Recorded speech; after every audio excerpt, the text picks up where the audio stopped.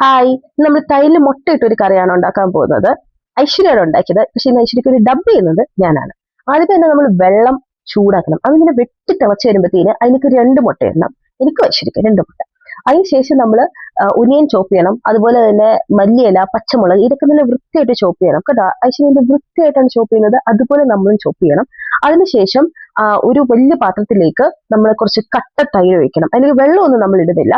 പിന്നെ നമ്മൾ ഈ സംഭവങ്ങളെല്ലാം കൂടി അതിലേക്ക് വിതറണം. അത് വളരെ വൃത്തിയായിട്ട് തന്നെ വിതറണം. അപ്പൊ അതിന്റെ ഒരു രസം വരുള്ളൂ ഇങ്ങനെ വീഡിയോ ഒക്കെ എടുക്കുമ്പോൾ. അതാണ്. അതിനുശേഷം അതിലേക്ക് മുട്ടയിടണം. ആ മുട്ടയിട്ട് നമ്മൾ അത് കണ്ടോ 4 പീസാക്കിയിട്ടുണ്ട്. അത് മുട്ടയിട്ടതിന് ശേഷം നമ്മളൊരു പാൻ ചൂടാക്കി അതിലേക്ക് ജീരകം, മഞ്ഞൾപ്പൊടി, മുളക് പൊടി ഇതൊക്കെ ഇടുക. അത് കഴിഞ്ഞ് നല്ലോണം മിക്സ് ചെയ്യുക. കടുവറ അത് താളിച്ച് ഇതിലേക്ക് ഒഴിക്കണം. കണ്ടോ, സിമ്പിൾ ആണ്. എന്നിട്ട് അതൊന്ന് മിക്സ് ചെയ്യുക. മിക്സ് നല്ലോണം മിക്സ് ചെയ്തതിന് ശേഷം നമ്മുടെ കറി റെഡിയായി. കണ്ടോ, ടടാ. ഇത്ര സിമ്പിൾ ആയിട്ടുള്ള കറിയാണ്, പക്ഷെ നല്ല ടേസ്റ്റിയാണ്. ഞാൻ ടേസ്റ്റ് ചെയ്തതാണ്, അതുകൊണ്ട് തന്നെ എനിക്ക് വൗച്ച് ചെയ്യാം. അപ്പൊ താങ്ക് യു.